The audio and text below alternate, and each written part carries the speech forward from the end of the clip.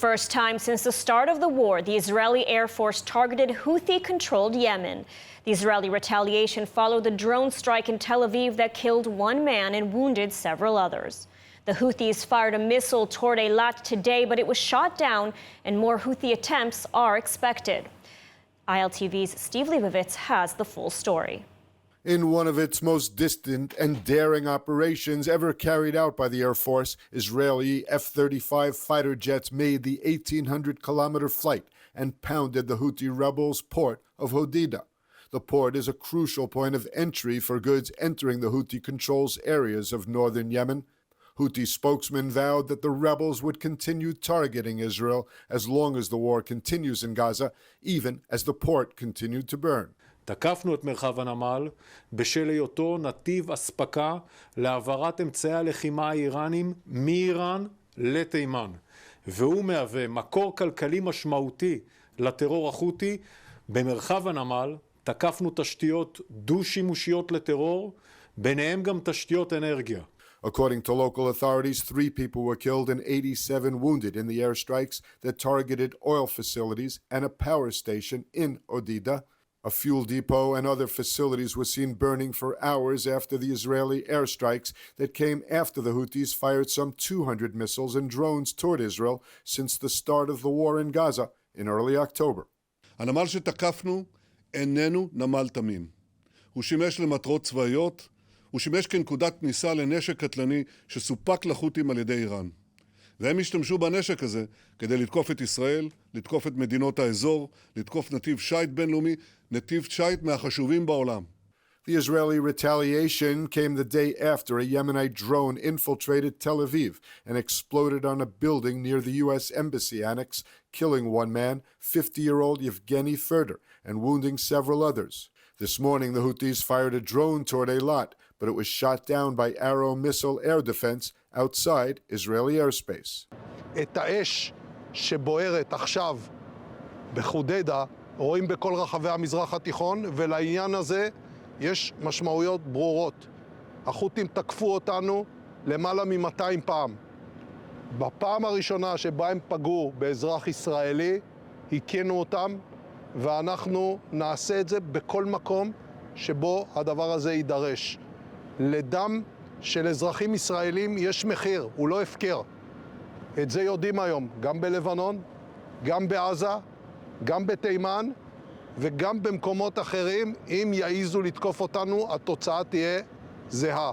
And joining us now with more on Israel's strike on Houthi targets in Yemen following the deadly attack on Tel Aviv is F-16 fighter pilot and former head of Israeli Air Force Intelligence, Brigadier General in the Reserves, Ram Shmueli. Thank you for joining us today.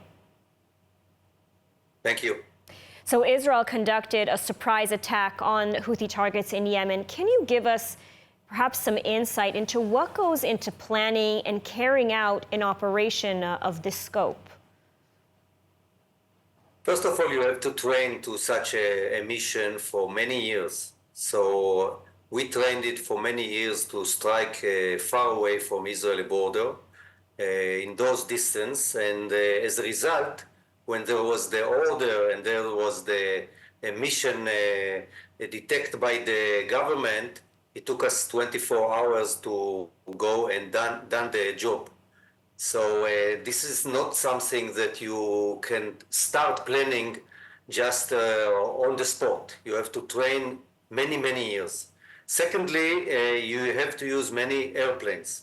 It is not a surgical mission that you can do only on one target or 2 targets. It is something that all the Israeli Air Force, F-15, F-35, F-16 can do it. So it's real far away from Israel, but we are well trained. And when the mission got down to the command chain, we start planning it for the last 24 hours. Mm-hmm. You know, Israel is now clearly engaged in a multi-front war, you know, in Gaza, with Hezbollah in Lebanon, and now with the Houthis in Yemen. Can Israel's Air Force handle such a multi-front, you know, a regional confrontation like this? Should it come to that? It's much different when you attack in Gaza or in Lebanon than you doing far distance attacks like this. So we have to set the equation that if you hit and hurt the Israeli civilians, we are going to retaliate. And when you retaliate, it is not by one or two missiles or one or two drones.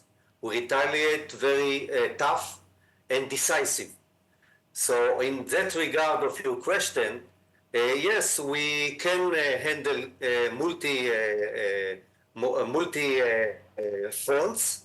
Nevertheless, it is far away from Israel. So when we strike so far, we have to be very decisive. We have to be decisive, and essentially this was sending a message not only to the Houthis, but to the Islamic Republic of Iran. Do you think this message was received in the Middle East? I think it is not only in the Middle East. It is also in the world. There is a war. We don't have anything with the Houthis. They are fighting and missile, and they are catching international ship and shipping course all over the last 6 months. This is a mission for international task force. This is a mission for the world. It is not for Israel to fight the Houthis. Nevertheless, if they fight Israel, we are going to retaliate. So I think the Middle East show set on the veranda and saw what's happening in Yemen and understood both in Tehran, both in Lebanon, and maybe other places that we are not going to give up on attack on the Israeli civilians. So a clear and decisive message not only to the Houthis, but to the world. Brigadier General in the Reserves, Ram Shmueli, thank you so much for your analysis today. Thank you. And following the deadly Houthi attack on Tel Aviv, ILTV correspondent Ariella Lahyani was in Tel Aviv today, asking residents about their reactions to the attack. Let's take a look. It's kind of surreal, you know, it was a little close to home. It's not okay. I think this is it's very standard for Israel. You know, I think after everything we've been through the last 9 or 10 months, I think that, you know, it's not surprising that something like this would happen. But, you know, as with everything else, we will persevere. I thought it was a gas leak explosion. I was quite sure. Or maybe something criminal. I really didn't think it's something that has to do with the war. I really didn't. And I wasn't surprised, but I just didn't think about it. And next day, when I heard that it was a missile, it's never nice when people hate you, you know? It's never nice when people attack you. But I do feel safe. I don't think it really makes a difference in my life at the moment. If things start to get worse up north, I feel like maybe there would be some degree of concern. are in war, you know, so you can't really feel safe when the country is in war. Of course I feel safe. This is home. This is the only place I want to be in. I'm not leaving, not for anything.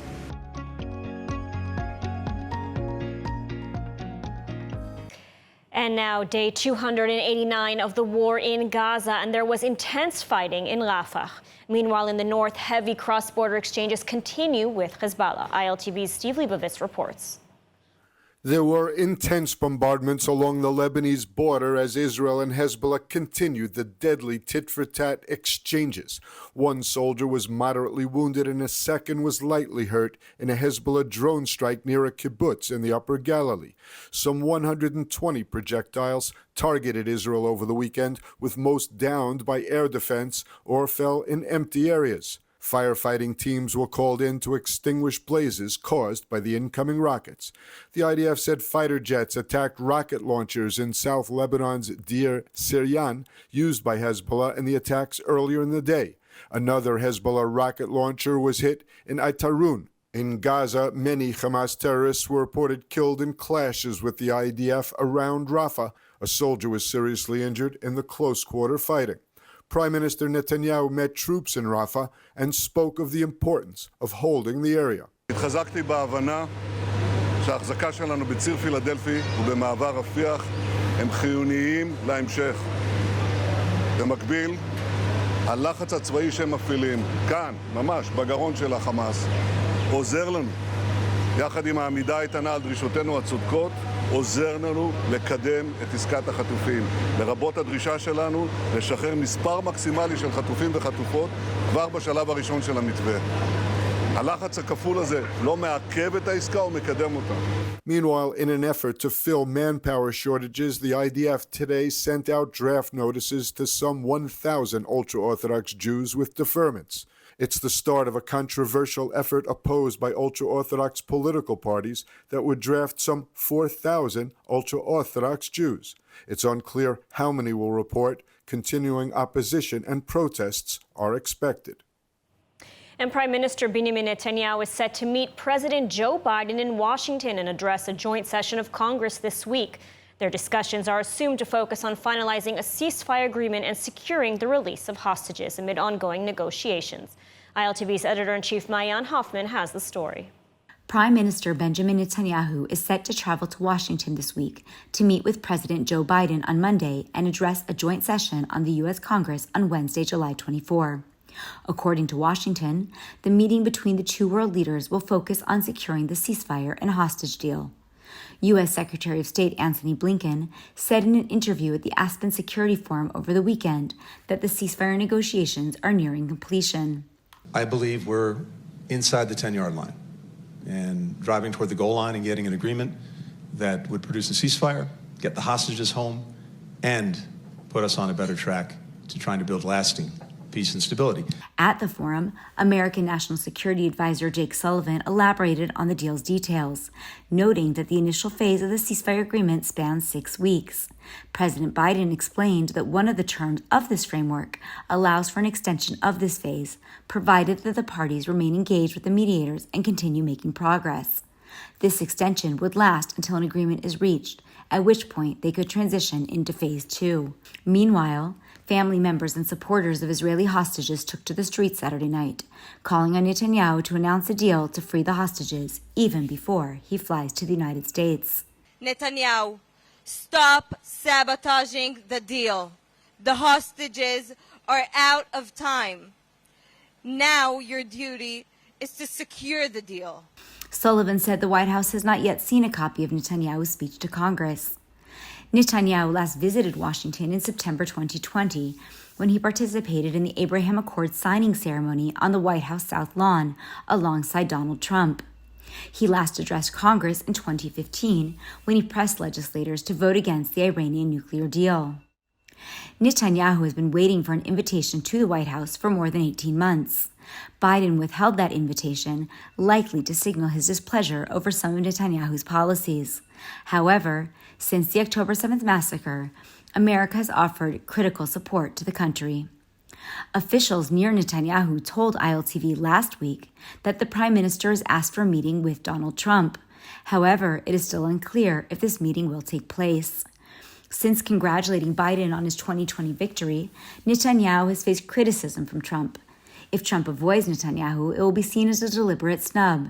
Conversely, if he meets with Netanyahu, it signals reconciliation. Either way, Netanyahu will struggle to manage the optics of the encounter. Finally, Netanyahu will likely use the Congress floor to remind Americans that Israel's fight against Hamas is a front line in the global fight for civilization.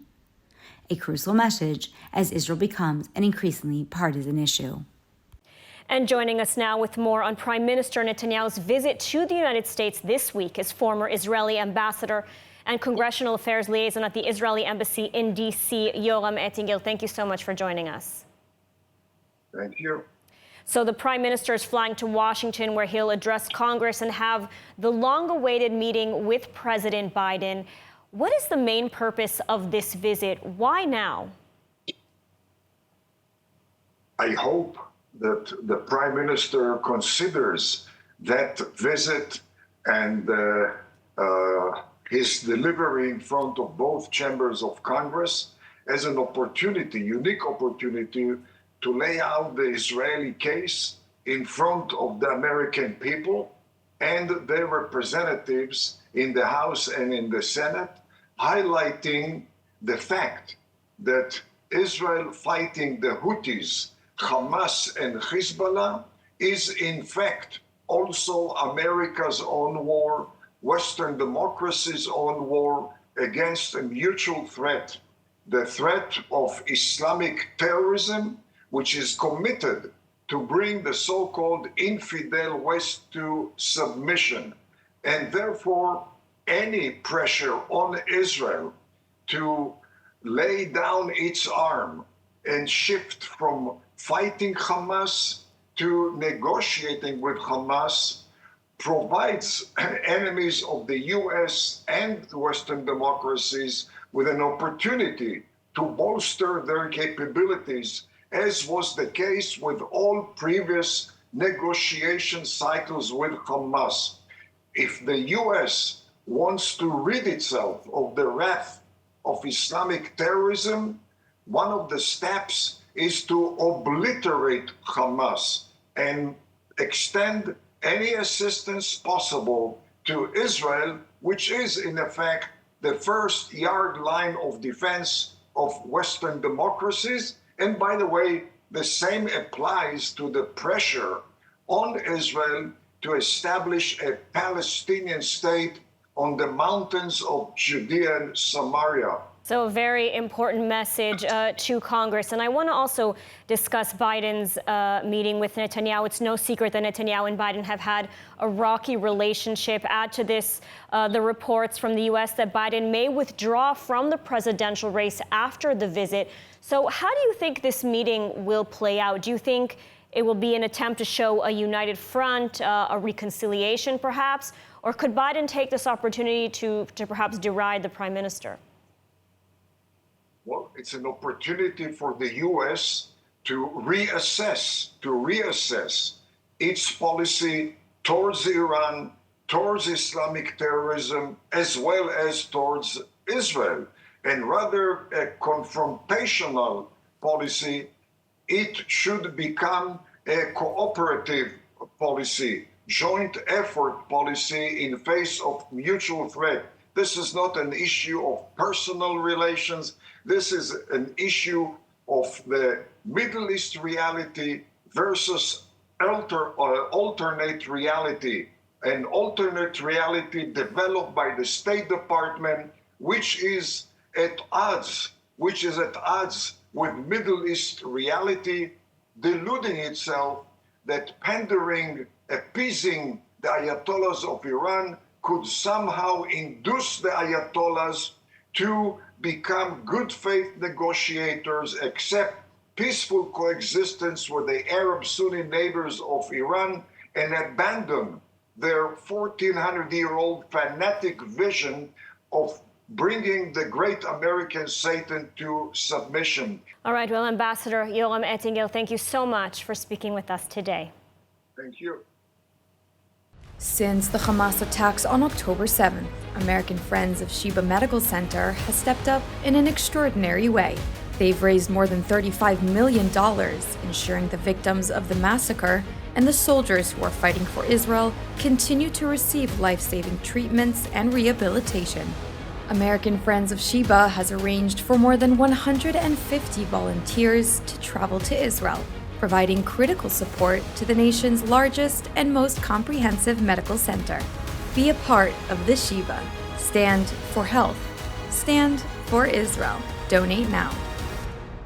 And U.S. Secretary of State Antony Blinken warned over the weekend that Iran could develop nuclear power within 2 weeks, emphasizing the urgent need for international cooperation. He was speaking at the Aspen Security Forum. ILTV's Mayan Hoffman has more. U.S. Secretary of State Antony Blinken warned that Iran could develop nuclear power within 2 weeks. At the Aspen Security Forum, he faced questions about America's strategy to prevent the rogue regime from acquiring a nuclear bomb. Every time I've interviewed you as secretary, I have asked you the same question: is U.S. policy still that Iran must not be allowed to get a nuclear weapon? It is. Which is what you always answer. And then I always ask, so how are you going to stop them? Well, by far, the preferable way to do it would be through diplomacy. Where we are now is not in a good place.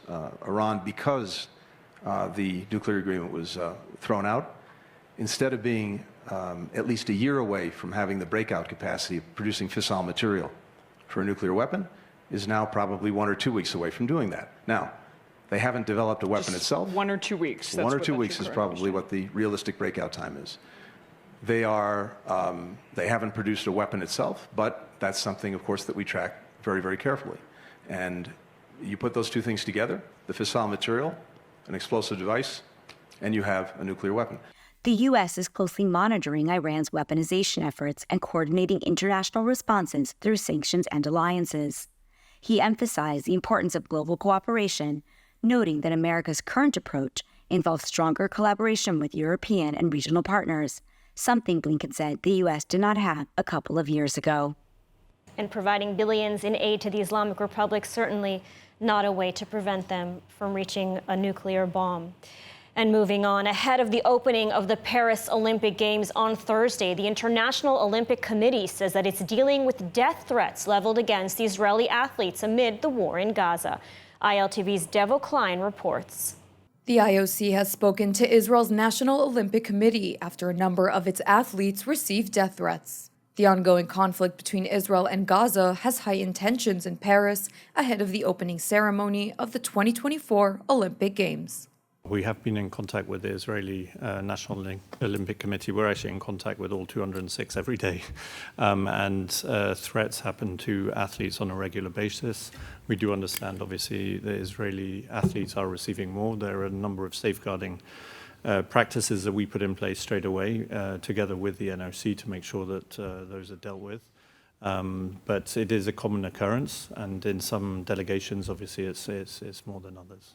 The IOC made it clear there will be no toleration of disruption or violence, emphasizing that the Olympic Games are a place meant to bring people from around the world together. We hope and we pray that we can create a culture of peace. That's what the Olympic Games can do. It can show that bringing people together to compete fiercely but still to live together peacefully in the village is something worth striving for. So we set an example. We hope to create a culture of peace.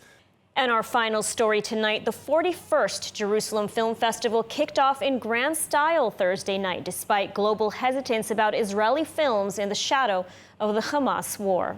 The 41st Jerusalem Film Festival kicked off the night with the much-anticipated screening of Thelma. The film drew a crowd of about 6,000 at the Sultan's Pool Amphitheater near the Old City Walls in Jerusalem. The festival, conceived and initiated by Israel Prize Laureate and founder of the Jerusalem Cinematheque, Leah Van Leer, is considered the leading and most important film festival in Israel.